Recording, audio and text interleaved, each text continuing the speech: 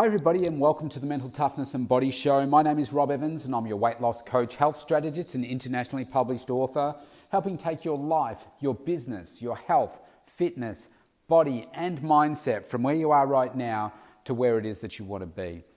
And today I'm reflecting on one of the tremendous benefits of having a coach in your life or multiple coaches in your life. When you are so focused and dedicated on taking a particular aspect of your life from where you are now and you've got that vision of what it is that you want to achieve, that's when the coaches can really have a deep impact on your life. The challenge is, I believe, before you go out and get a coach, because like if we went back 20 years, the only people that probably, or maybe it's shorter than that, I don't know, maybe longer. The only people that I could really relate to as having coaches were sports people. Like there was a coach of the team, a coach of the local basketball team and the football team and all that kind of stuff. And they didn't actually have that much coaching experience. It's just that they used to be a good player or something and then nobody else wanted to step up to be a coach. So they said they would do it. When it comes to these days, I think that the concept of coaching can seem trendy for some people. So they just go out and get a coach, but they don't really get the best out of the coaching because they haven't really worked out, well, what do you really want to get out of the coaching? Why have you gone to this particular coach? Because somebody else said, oh yeah, like Tony Robbins, for instance. Oh yeah, Tony Robbins, he changed my life. Now, Tony Robbins had a deep impact on my life too, but before I started to really extract the value of what he offers, I needed to be clear on what was I looking for from this experience. And what I actually did was I said, I wanted to change my life in every area.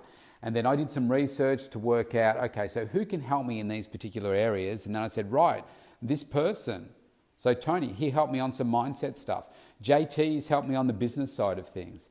Other coaches have helped me on other aspects of my life. My strength and conditioning coach helps me on the nutrition side, the exercise side of what it is that I do. Even though I'm, one of the best at what I do, I still need coaches to help me get to where I want to get to. So I have found though that until I had that clarity, I'd had coaches in the past where I just expected because I had a coach that I would get fantastic outcomes. But as you and I both know, take somebody like, the greats of Messi, Ronaldo, Michael Jordan, Kobe Bryant, all of these great players, they just didn't get a great coach and expect the results to come. They put in an incredible amount of work ethic to be able to achieve the things that they had. And then the coaches were the ones that guided them along the way. They still had to do the work, but they were also very, very clear about what it is that they truly, truly wanted.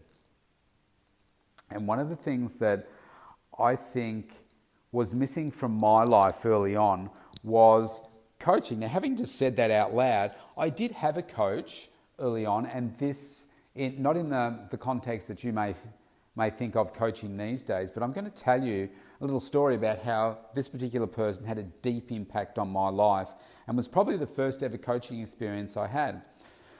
So there's a long backstory to this, which I'm not going to bore you with right now, but when I was 11 years old, my mum wanted me to learn to play the bagpipes. And that's a really obscure instrument to learn, very loud and offensive, and unfortunately, most people hear them played badly and say, I don't like the bagpipes because they've heard them played badly. But they're a remarkable instrument, one of the hardest instruments to play. And so I went along to that. Didn't want to learn it. Went along, first night, was addicted. Loved it. And then from then, I just had this hunger to become better. And I'll tell you what drove me to start with. I was no good at sport because I was a small little kid and I was just no good at sports. Even though I loved them, I was no good at them. And this, all of a sudden, was something that I had a passion for. I wasn't good at it straight away because we're not really good at most things straight away. But I had this burning desire to just practice and practice because I liked the concept of being able to play music and put together these notes. And you learn, like any musical instruments, you learn scales, the notes, the scales, and then you start to learn some, very simple, we call them tunes, if you like, songs. And then you progress from there, and then you memorize them, and then you get better, and then you get harder pieces of music. And it was just opening up all of these avenues for me. And then I would listen to music and like world champions playing, and I think, wow, that's amazing. I love the sound. They get your foot tapping, and I just love that. And so I became addicted to it, and I just practiced and practiced and practiced to become better. And I was practicing like at least an hour a day. Then it went to 2 hours a day. And some days I'd practice for 3 hours a day. And each week I'd be given a task to learn. I'd go home, I'd perfect it. Next week I'd say, can I have some more? Can I have some, the next tune, the next one? And then it was graduating from there to then play in the band, etc. And so by the time I got to, I think it was about maybe 12, my parents took me to somebody else that was way better at what they did, worked with kids, and he introduced me to this concept of competing. And I'm like, what do you mean, competing? They have competitions for this stuff? And he said, yeah. And you started at a learner level, and you went learner, elementary, sub-intermediate, intermediate, and then open. And I went through all the grades. And when he said that I could compete, that lit a fire within me. Do you know why? Because I wanted to win a trophy. I wanted to win a trophy in what it was that I liked. And so that really drove me. Now, the very first contest I went in, I won. And I was surprised because it was one of those things where we all competed for the day, and then at the end of the day, they announced it, and they went backwards from like maybe fourth, third, second, and then they announced the winner. And when they announced the winner, I was just sitting there. I was stunned. So I thought, oh man, it doesn't look like I've placed, because I thought surely I wouldn't have won. And then I got first place.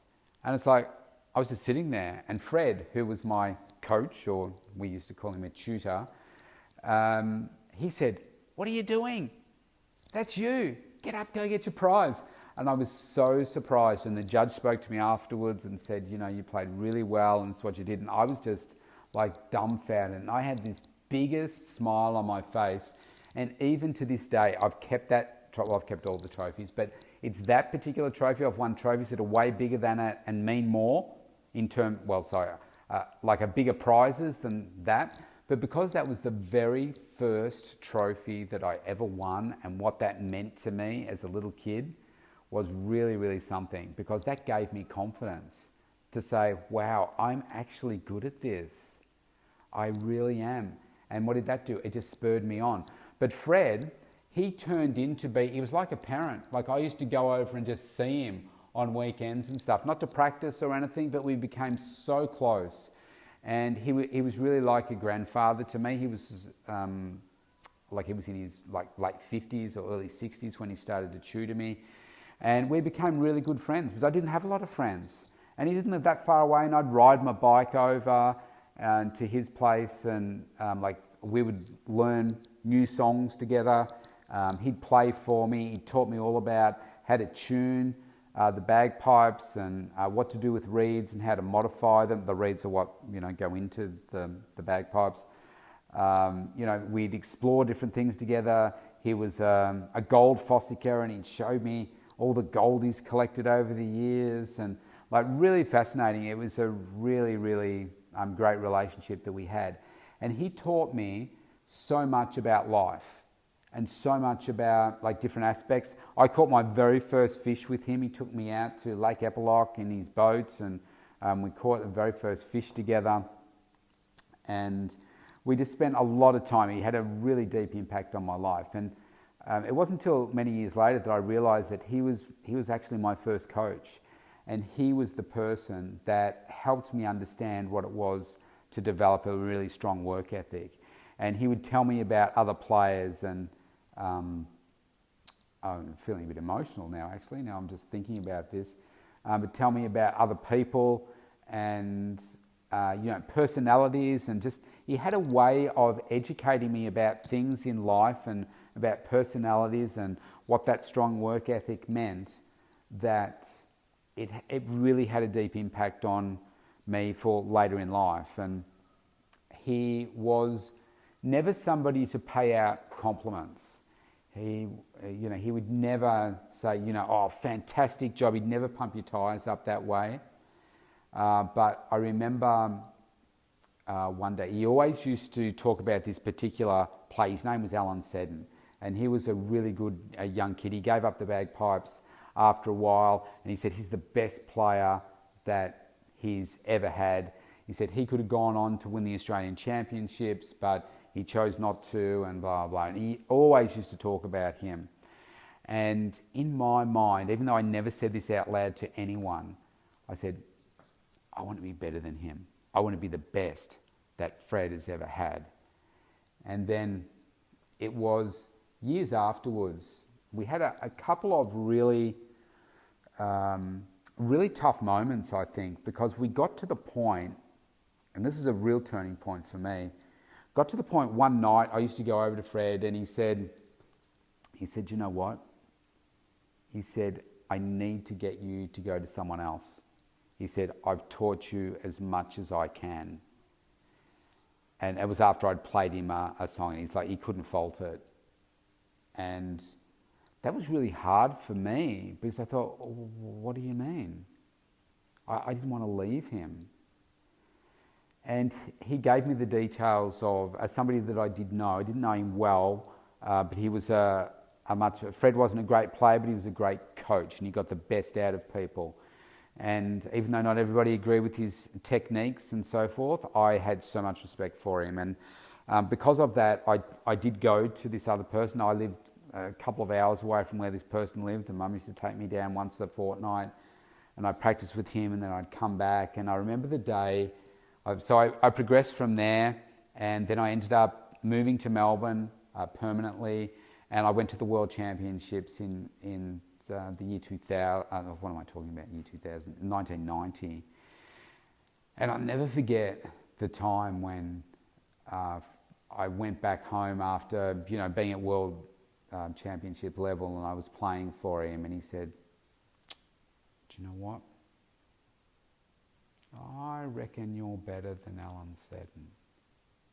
And I'm like, yeah, and the smile that brought for me, and do you know what? That's probably better than any trophy or, competing in the Worlds or, any Australian Championship medal ever meant to me. I was just wanting to know that I had made it for him and been the best that he'd produced.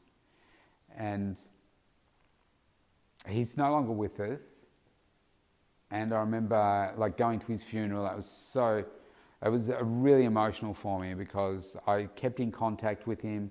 He started to lose his sight and his hearing and everything. And it's hard to talk about sometimes, because of just what he pardon me, choking up, because of what he meant and the impact. Let me just have a drink of water here. Oh gosh, Rob. But I guess I didn't know this at the time, that he was going to be my first ever coach. But going in, I did know, even at that age, I knew what I wanted, and I wanted to get better. I didn't know about competitions until the first session that I had with him. And when he told me about that, that was like, wow, let's see what we can do together. And he motivated this amazing work ethic in me. And I think now, when, I wasn't in a great spot in my life then, and he really provided me with the pathway out of the darkness that I was in at the time into a better way. And what it did was showed me, I can see this on reflection now, that by constantly moving forward, constantly focusing on your goals, constantly wanting to progress and get better in what it is that you love doing, will take you where it is that you want to go to. It's still emotional. And my goal when he told me that was, at the time when I started, there was still Australian championships, and then they stopped Australian solo championships, and they had pipe band championships, and I made it to a band where we won the Australian championships, and then my next was to compete in the world championships, and I with the band, and I achieved that. But I set my goals on it, my eyes on it, from that very first time when he told me. I said, "What, is there an Australian championships too?" And then he told me about the world championships. What, there's a world championships in this? Wow. And that's what I aim for. And this is what we don't do enough of in life. We don't work hungry enough, or don't be hungry enough for those things that are so important for us. We don't create something that's important. We just go through that life. And sometimes we do get into those places where we just don't know where to go to from here. I recorded a podcast just earlier today, actually, called The Fog, on the Rob Evans 365 podcast. I think it's day 977. Go and have a listen to that. I talk about it more there. But we can sometimes find ourselves in this fog where we just don't know how to get out of it. We can't see what's going on. Imagine yourself standing in this really thick white fog, and you don't know where to go. You can't get out of it. You don't know what's going on. So you just stay where you are and you stay immobilized. And that's what we do so much of in our life. But here's the key to that. You need to have faith in knowing that it won't always be like that. That what happens on a day of a fog, normally the sun comes out and it burns it off, and it's an amazing day. And how do you get out of the fog? You just keep moving forward. You just keep taking steps forward. Taking those action steps every single day so that you know that you are moving, you're progressing. It won't always be like this. And if you are in that place right now, take it from me, if somebody that's been in a really dark place as a child, and if somebody had said to me when I was at that age, life will not always be this way for you. It will not always be this dark. You will not always be this confused. Life does get better. You just have to have faith in knowing that if you focus on what's important to you and you keep progressing every single day, taking action, wanting to be a better version of yourself, wanting to be better in those areas of your life that you love and that excite you, then one day you will look back and say, "Oh my God, I cannot believe I am where I am in my life now today. And I can tell you that I am where I am today because of the fog that I was in, because of the fact that I've had those hard times, because I've had some coaching and they've built this fire within me to help me realize that I'm better than this."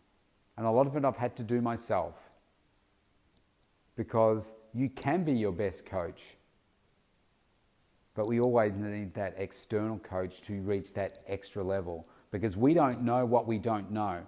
And that's why I'm saying, if you don't know this now, know that if you are in a bad place, it will not always be that way. But if you are willing to stay where you are and not move because life or this particular task or whatever it is, business, where you are with your health and fitness and body and mindset, if you're not prepared to move from that, then that's where you're always going to stay.